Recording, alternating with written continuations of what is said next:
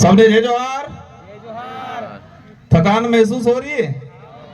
पक्का थकान महसूस तो नहीं हो रही? अनावड़े वाया वाला थाकीत नहीं क्या स्टेडियम वाला? और मार विचार एक प्लस उबा है वो लागे थाकी के अगले बेइज्जत तो ठीक रहेगा। जितने जो साथी खड़े हैं क्योंकि आपड़े वहां है बीजा उबा है और बीजा हुआ मार जेवा थोड़ा कद में नाना है तो बापड़ा ताकि रे हम ओसा थाई थे जोई देखा तो नहीं है तो जटला अनावड़े वालन भी इच्छा है मार बदार को नहीं बोलूंगा मुंह लेकिन जटला जी उबा ही बेइज्जत तक वहां वालन ठीक रहे तो देखा तो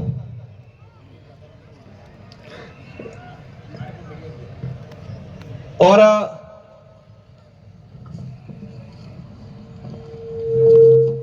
साथियों विश्व आदिवासी दिवस international day world of indigenous people हमारे लिए एक गौरव की बात है कि विश्व आदिवासी दिवस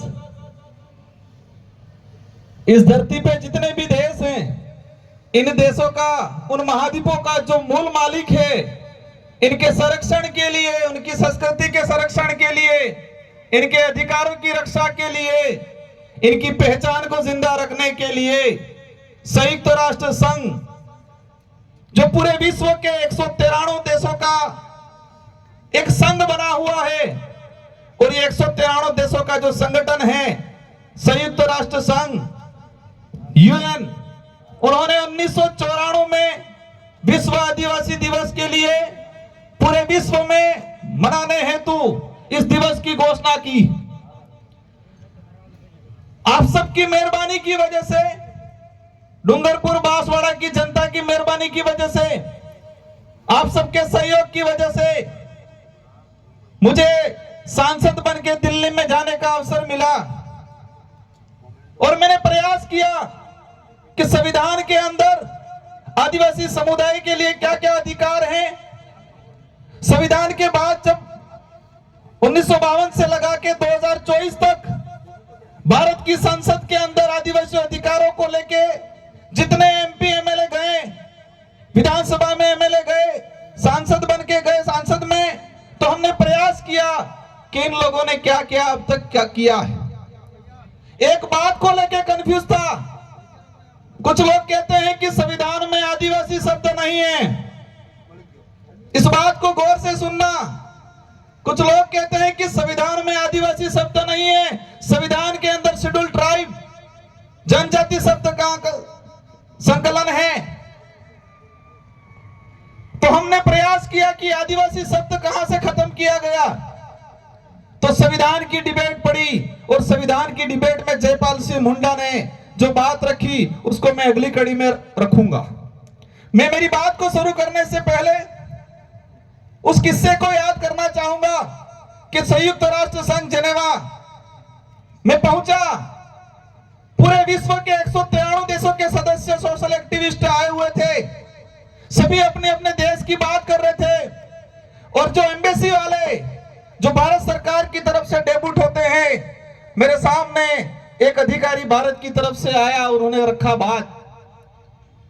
उन्होंने 1982 से लगा के 2024 तक विश्व स्तर पर आदिवासी समाज की भारत के आदिवासियों की पहचान क्या रखी उसके बारे में बात रखी। साथियों मुझे गर्व हो रहा था कि मैं भारत के 14 से 15 करोड़ आदिवासियों का प्रतिनिधित्व करने यूएन में गया हुआ था और मुझे उस समय तकलीफ हुई कि जो राजनीतिक राष्ट्रीय पार्टियां भारत देश के अंदर 14 से 15 करोड़ आदिवासियों को वोट बैंक मात्र समझ के रखती है, इनकी पार्टियों में आदिवासी विंग बनी हुई है, आदिवासी नाम से उनके संगठन बना दिए हैं और आदिवासी समुदाय को वोट बैंक के रूप में यूज करते हैं। लेकिन यही पार्टियों का प्रतिनिधित्व जब इनकी केंद्र में सरकार होती है और जब भारत की तरफ से उस विश्व पटल पे बात रखते हैं तो वो क्या कहते हैं कि भारत में कोई आदिवासी समुदाय स्पेशल नहीं रहता है। यही राजनीतिक पार्टी वाले केंद्र में सत्ता 1982 से लगा के 2024-25 तक और 2026 तक ये रखते हैं कि भारत में स्पेशल इंडिजिनस पीपल नहीं रहते। तो मुझे उस समय तकलीफ हुई कि ये राजनीतिक पार्टी आदिवासी समाज के नाम से आदिवासी संगठन बना के, उनकी पार्टियों में विंगे बना के, बड़े बड़े कार्यक्रम करके आदिवासी समाज का वोट लेती है, मिसयूज करती है, लेकिन अंतरराष्ट्रीय स्तर पे आदिवासियों की पहचान को खत्म करने का काम किया गया इन लोगों ने। इस बात को भी हमें गंभीरता समझना है कि आदिवासी शब्द को लेके हमारे समाज के लोगों में हीन भावना डालने का काम किया था इन लोगों ने। आजादी के बाद जब बात आती थी हमारे समाज के आइडेंटिटी को लेके, तो एक भावना डाल ली थी, आदिवासी मतलब कमजोर, पिछड़ा हुआ, अपने आप में हीन भावना प्रकट हुई। और ये हीन भावना जब गांवों से व्यक्ति शहर में गया तो अपने आप को आदिवासी कहने में शर्माता था। इस विचारधारा की बदौलत जो आज से 5 साल 10 साल पहले हमारे इस क्षेत्र का भाई अपने आप को आदिवासी कहने से कतराता था, डरता था, हिचकिचाता था, आज गर्व से कहता है कि मैं आदिवासी हूं। यह उपलब्धि हुई है इस विचारधारा की। कुछ लोग कहते हैं क्या किया, क्या हुआ? जिस समाज के अस्तित्व को खत्म करने का काम किया था, जिस समाज की पहचान को मिटाने का काम किया था, उस समाज को आत्मनिर्भर बनाने का, उस समाज को गर्व से अपने आप को आदिवासी कहने का अधिकार दिलाने का, उनके अंदर हौसला पैदा करने का काम किया इस विचारधारा ने। जब संयुक्त राष्ट्र के अंदर देखा गया 1982 में, मेरा जन्म तो 1992 का है, मेरे जन्म से 10 साल पहले जब भारत सरकार का प्रतिनिधित्व गया, उन्होंने कहा कि भारत में कोई इंडिजिनस पीपल नहीं रहता है। 1979 के अंदर विश्व पटल पे आईएलओ कन्वेंशन 159 पास हुआ, तो भारत सरकार ने साइन नहीं किए। आईएलओ कन्वेंशन 169 क्या है? पहली बार सुना होगा आपने। इंटरनेशनल लेबर जो ग्रुप बना था, अंतरराष्ट्रीय श्रम संगठन, इसमें यह प्रावधान था कि विश्व में किसी भी देश पे जो आदिवासी समुदाय पारंपरिक रूप पे जिस जमीन पे रह रहा है, उस जमीन का मालिकाना अधिकार उस आदिवासी परिवार को मिलना चाहिए। यह उस कानून में था। उस कानून में यह प्रावधान था जो आईएलओ कन्वेंशन 169 जो है कि आदिवासी इलाके में आपको खनन करना है। कोई भी देश की सरकारें तो आदिवासी इलाके में अगर खनन करती है तो इनको खनन करने से पहले उन लोगों से अनुमति लेनी होगी।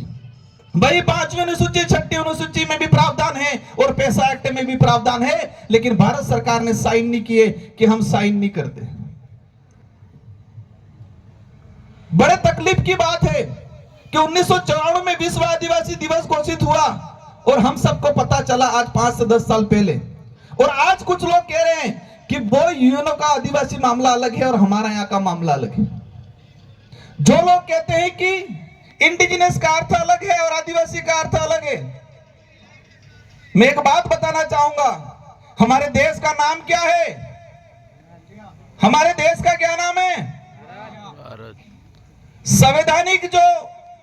संवैधानिक कॉन्स्टिट्यूशन में सबसे ज्यादा जो विवरण दिया गया है, उल्लेख किया गया है इंडिया, और उसमें ये बता दिया गया है कि India that is a Bharat, या Bharat that is a India. मतलब भारत है वही इंडिया है, इंडिया है वही भारत है। और एक तीसरा नाम प्रचलन में हो रहा है हमारे देश का, वो क्या नाम है? सभी राजनीतिक पार्टियां बड़े बड़े मंचों से कहती है संविधान के अंदर मुख्य रूप से इंडिया और इंडिया के बाद Bharat, Bharat that is a India या India that is a Bharat का उल्लेख है। और तीसरा हमारे देश का नाम है, हम तो नहीं लेते, बहुत कम लेते, क्योंकि हम संविधान को मानते। बाबा साहब अंबेडकर, जयपाल सिंह मुंडा ने जो संविधान लिखा है उसकी पालना करते हैं। तीसरा नाम का उल्लेख क्या होता है? हिंदुस्तान आवाजाही। मतलब हमारे भारत देश के संवैधानिक 2 नाम है, भारत और इंडिया, और तीसरा प्रचलन में जो आ रहा है और ला रहे हैं वो हिंदुस्तान। आदिवासी शब्द के लिए आप कहते हो कि संविधान में उसका उल्लेख नहीं है, तो क्या हिंदुस्तान शब्द का उल्लेख संविधान में है? भारत का जो संविधान है उसमें क्या हिंदुस्तान का उल्लेख है? अगर भारत के संविधान में उल्लेख हिंदुस्तान का नहीं है तो आप हिंदुस्तान शब्द के लिए बोल सकते हो, हमें कोई तकलीफ नहीं है, लेकिन हम आदिवासी शब्द बोलेंगे तो आपको तकलीफ नहीं होनी चाहिए। जिस तरह Bharat that is a India, India that is a Bharat, इसी तरह indigenous people that is A Adivasi, Adivasi that is A scheduled tribe, scheduled tribe that is a India, indigenous people. यही सच्चाई है। और इस आदिवासी शब्द को खत्म करने का काम किया है। वो खत्म करने का काम इसलिए कर रहे हैं कि गर्व से कोई व्यक्ति ये नहीं कहे कि मैं आदू आदना धनी मूल दुलना धनी, ये नहीं कहे। आज जिस तरह से कुछ लोग लिख रहे हैं, पिछली बार देखा होगा कि राजस्थान के मुख्यमंत्री जी ने आदिवासी दिवस का ट्वीट किया और 20 मिनट बाद जब नागपुर से फोन आया और फोन आने के बाद 20 मिनट बाद राजस्थान के मुख्यमंत्री जी ने वो ट्वीट हटा लिया और यहां आ रहे हैं, कहते हैं आदिवासी भाइयों हम आपका कल्याण करेंगे। आदिवासी इतना अब ना समझ नहीं रहा है, इतना बोला भी नहीं रहा है। और एक चीज देखिए कि आदिवासी समाज का जो व्यवहार है, सीधापन, भोलापन, हर किसी पे विश्वास करने का, उस विश्वास का, इस भोलापन का इन लोगों ने फायदा उठाया है आज तक। लेकिन हमें सावधान रहना पड़ेगा कि जो जितना मीठा बोलता है जरूरी नहीं है कि वो मिठाई हो। आज जिस तरह से जयपाल सिंह मुंडा के लिए कुछ लोग बोलते हैं,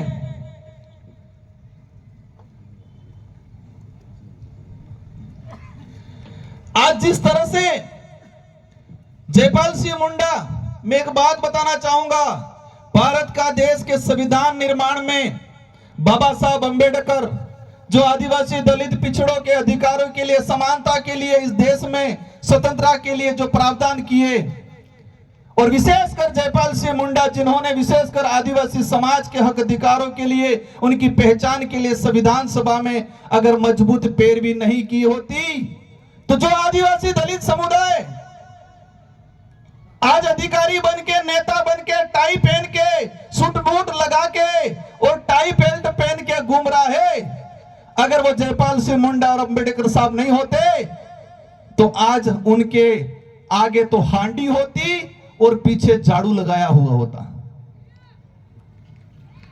संविधान की सभा में जयपाल सिंह मुंडा आदिवासियों की मजबूत पैरवी करने वाले और बाबा साहब अंबेडकर इस देश के आदिवासी दलितों की मजबूत पैरवी करने वाले नहीं होते तो जो आज आदिवासी समाज का प्रमाण पत्र बना के जो नेता विधानसभा संसद में जा रहा है, जो आदिवासी समाज का प्रमाण पत्र लगा के कर्मचारी अधिकारी बन के ऑफिसों में जा रहा है और सूट बूट टाई लगा रहा है, अगर ये दो व्यक्ति नहीं होते तो शायद हमारे आगे हांडी होती और पीछे झाड़ू होता। क्योंकि आदिवासी दलितों को इस देश में पढ़ने का अधिकार हजारों सालों से नहीं था, इस संविधान ने हमें दिया है। और आज जयपाल सिंह मुंडा के लिए कहते हैं कि जयपाल सिंह मुंडा तो ऐसे ही था, संविधान में बकवास करता था। राजेंद्र प्रसाद जी ने बोला था, मैं इस मंच से खुला चैलेंज करता हूं, एक नेता का मैंने भाषण सुना था जयपाल सिंह मुंडा के लिए, और संविधान की अधिकतर पूरी डिबेट हमने पढ़ी कि कहीं पर भी राजेंद्र प्रसाद जी ने यह नहीं कहा था जयपाल सिंह मुंडा को कि आप बकवास करते हो। यह जरूर देखा और मैं उनको धन्यवाद देना चाहता हूं कि तुम्हारी वजह से मुझे संविधान की डिबेट पड़ी और जयपाल सिंह मुंडा ने आदिवासियों के अस्तित्व के लिए, उसकी आइडेंटिटी के लिए, उनके अधिकारों के लिए कितना लड़ा पड़ा वो मैं समझा। वो जयपाल सिंह मुंडा के लिए मेरे मन में जो भाव थे उससे और बढ़ गए, मेरे मन में जो इज्जत थी वो और बढ़ गई। एक बात जयपाल सिंह मुंडा ने संविधान में कहा था, संविधान की सभा में कुछ सदस्यों ने आदिवासी समाज को अल्पसंख्यक में गिनने का प्रावधान दिया, मतलब चर्चा की थी कि आदिवासी समाज को अल्पसंख्यक में गिनो। तो जयपाल सिंह मुंडा ने कहा था कि आदिवासी समाज को दया के रूप में अल्पसंख्यक गरीब में चिन्हित करने की भूल मत करना। आदिवासी समुदाय इस देश का मूल मालिक है, प्रथम नागरिक है, ये जयपाल सिंह मुंडा ने कहा था। साथियों, बड़े दुर्भाग्य की बात है कि हमको 5000 साल पुरानी काल्पनिक एक एक बात बताई, लेकिन 50 साल पहले की, 100 साल पहले का, 200 साल पहले का इतिहास हमको नहीं बताया इन लोगों ने।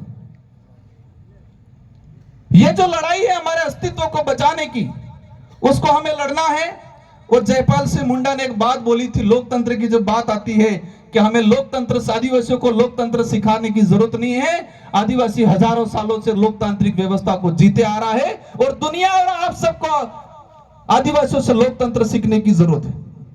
साथियों, जिस तरीके से हम आज देख रहे हैं, और मैंने एक बात पे गौर किया, एक ऐसी विचारधारा है इस देश के अंदर, और वो विचारधारा आदिवासी हो, दलित हो, किसी भी वर्ग का गरीब व्यक्ति है, किसी भी समाज का जो मानवता में विश्वास करता है, वैज्ञानिक दृष्टिकोण रखता है, उन सबके लिए घातक है।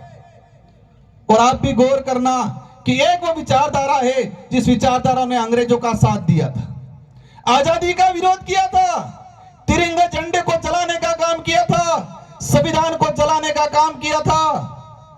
और तिरंगे झंडे को, उनके जो मुख्यालय थे, उन मुख्यालयों पे 25 साल तक तिरंगे झंडे को नहीं फहराया था। और आज तिरंगा झंडा घर घर बांट रहे हैं, आज घर घर बांट रहे हैं। वो वही विचारधारा है जो जयपाल सिंह मुंडा को बदनाम करती है, वो वही विचारधारा है जो संविधान की पुस्तक को जलाने का काम करती है, और वो वही विचारधारा है जिसने संत सुरमाल महाराज की भक्ति को खत्म करने का काम किया है। वो वही विचारधारा के लोग हैं जिन्होंने रास्तापाल में कालीबाई कलासुआ, नानाभाई सेंगाबाई पे गोलियां चलाने का काम किया था। वो वही विचारधारा है जिस विचारधारा ने गोविंद गुरु के महाराज के नेतृत्व मानगढ़ में हमारा आंदोलन हुआ, बिलराज कायम करने को, उसको खदेड़ने में सहयोग करने का काम किया। और वो वही विचारधारा है जो आज आजाद भारत में आदिवासी शब्दों को खत्म करने की काम कर रही है। उस विचारधारा के कुछ नेता बोलते हैं कि ऐसे हो जाएगा, वैसे हो जाएगा। तो जयपाल सिंह मुंडा ने संविधान सभा में एक बात और बोली थी नेताओं के लिए, भविष्य में आज जो पनपे हैं उनके लिए। क्या बोला था कि आदिवासी समुदाय को विशेष सुरक्षा की आवश्यकता नहीं है। भविष्य में आदिवासी समाज को भविष्य में जो मंत्री और नेता बनेंगे, तो भ्रष्ट नेता और मानसिक गुलामी की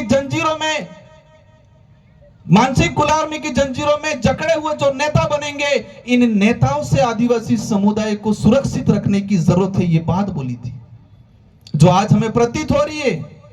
कौन कौन खतरा मंडरा रहा है? साथियों, मैं अंतिम एक टॉपिक पे बात करके मेरी बात को समाप्त करना चाहूंगा कि मानगढ़ का जो इतिहास बिलराज कायम करने का, 1913 में 1500 हमारे भाई मर गए, और इसी इतिहास को खत्म करने का काम एक नेता ने किया, पत्र लिख के, और हमारी राजस्थान पाठ्यक्रम की पुस्तक से उस इतिहास को हटाने का काम किया। साथियों, ये जो लड़ाई है, उस लड़ाई को हम कलम और कागज से लड़ना पड़ेगा। एक दौर चढ़ा था लड़ाई का, आजादी से पहले आक्रमणकारी हथियार लेके आए, हमारे पूर्वजों ने हथियार से उनका मुकाबला किया। आजादी के बाद फिर प्रचलन चला कि जो चटलू बोले एटलू इनो साले भला कहता कि बोले इन्हें बोगड़े विषय, नहीं बोले इन्हें गौ पड़ जा रही। अब दौर आ गया है, कलम और कागज से हम पे आक्रमण हो रहा है, कागजों में मारा जा रहा है। कुछ लोग कहते हैं एट्रोसिटी, छुआछूत खत्म हो गया। बिल्कुल, टचेबली जगह था वो खत्म हो गया, कागजों और कलम का खत्म नहीं हुआ है। कुछ लोग रहे ऐसे। इस आदिवासी इलाके में रहने वाले प्रत्येक वर्ग का हम सम्मान करते हैं, और कई लोग हमारे साथ जुड़े हुए हैं जो वैज्ञानिक दृष्टिकोण रखते हैं, जो मानवता में विश्वास रखते हैं, लेकिन जो मनुस्मृति को फॉलो करते हैं वो आज भी ऊंच नीच की भावना रखते हैं। हम चाहते हैं इस इलाके में रहने वाला प्रत्येक वर्ग वैज्ञानिक दृष्टिकोण और मानव को इंसान समझे, समान समझे। उस भावना से हमको मिलजुल के रहना है। और गोविंद गुरु महाराज का, संत सुरमाल महाराज का, हमारा पुरखों का जो बिल प्रदेश कायम करने का जो सपना था, उसको पूरा करना है अपन सबको मिलके। और बिल प्रदेश कोई हमारी अकेले की लड़ाई नहीं है, मेरे अकेले की, अपने अकेले की नहीं है। इस लड़ाई को लेके कई नेताओं ने, पूर्व में भाजपा के भी थे, बीजेपी के थे, उन्होंने भी उठाया। नंदलाल जी को याद करना चाहूंगा, उन्होंने उठाया। दिलीप सिंह बुरिया मध्य प्रदेश, उन्होंने उठाया। सोमजी भाई डामोर गुजरात के थे। 4 से 5 बार के सांसद थे, उन्होंने बिल प्रदेश की लड़ाई को लेकर बात रखी। इसलिए इस लड़ाई को हम सबको मिलकर लड़ना है।